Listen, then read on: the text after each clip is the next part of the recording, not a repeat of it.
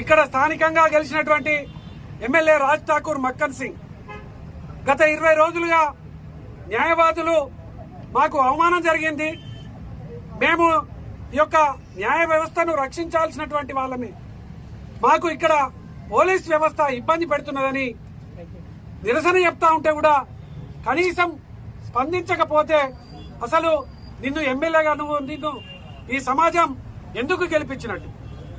నీకు ఎప్పటికీ హైదరాబాదులో నీకు ఇక్కడ గోదావరికంలో ఉన్న పరిస్థితి అర్థమైతలేదా? 20 రోజుల నుంచి వెళ్ళి కోర్టు బహిష్కరణ గురి అవుతుంటే కోర్టులో న్యాయవాదులు ఎవరికి పోతుంటే ఇప్పటికీ నీకు అర్థమైతలేదా? అసలు నువ్వు ఏం ఆలోచన చేస్తున్నావు? గోదావరికనిలో పోలీసులతోని అందరినీ మా పార్టీ వాళ్ళనైతే కేసులు పెట్టిస్తున్నావు కావచ్చు, న్యాయవాదులు నీకేం చేసిరు? న్యాయవాదులు నీకేం అన్యాయం చేసిరు? నీకు నిజంగా చిత్తశుద్ధి ఉంటే పరిపాలన మీద ఎమ్మెల్యే రాజ్ ఠాకూర్ మక్కన్ సింగ్ కు అవగాహన ఉంటే వీళ్లకు వెంటనే సిఐతోని క్షమాపణ చెప్పించి ఆయన వెంటనే సస్పెండ్ చెప్పి అప్పుడు నీకు న్యాయ వ్యవస్థ మీద గౌరవం ఉన్నట్టుగా ఈ సమాజం భావిస్తుంది, మేమందరం కూడా భావిస్తాం. ఈ యొక్క పరిపాలనలో న్యాయ వ్యవస్థ కూడా పరిపాలనలో ఒక భాగం కాదా? మరి మీకు తెలియదా?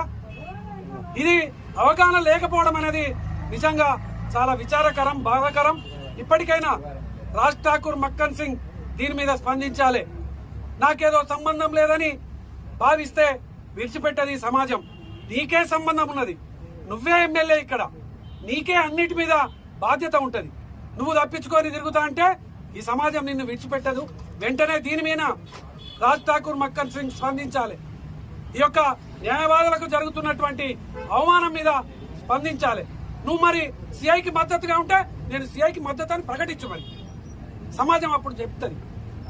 దీని మీద తప్పకుండా వెంటనే దీని మీద ఈ యొక్క ఇక్కడ ఉన్నటువంటి సిపి గారు కానీ ఇక్కడ ఉన్నటువంటి ఏసీపీ గారు కానీ అందరు కూడా దీని మీద స్పందించాల్సినటువంటి అవసరం ఉన్నది. దీని మీద విచారణ చేయాల్సినటువంటి అవసరం ఉన్నది. దీనికోసం ప్రకటన చేయాల్సినటువంటి అవసరం ఉన్నది. సిఐని వెంటనే బీఆర్ఎస్ పార్టీ పక్షాన సస్పెండ్ చేయాలి, క్షమాపణ చెప్పాలి న్యాయవాదులకని మేము డిమాండ్ చేస్తా ఉన్నాం. ఇష్యూ గురించి 20 రోజులుగా మేము కోర్టు విధులు బహిష్కరించి ఈరోజు విలయ నిరాదీక్షలు పిలుపునిచ్చుకొని ఈరోజు కూర్చోవడం జరిగింది. జరిగిన సంఘటన నుంచి ఒకరోజు ఆ రోజు రాత్రి పోలీస్ స్టేషన్లో ఫిర్యాదు చేయడం జరిగింది.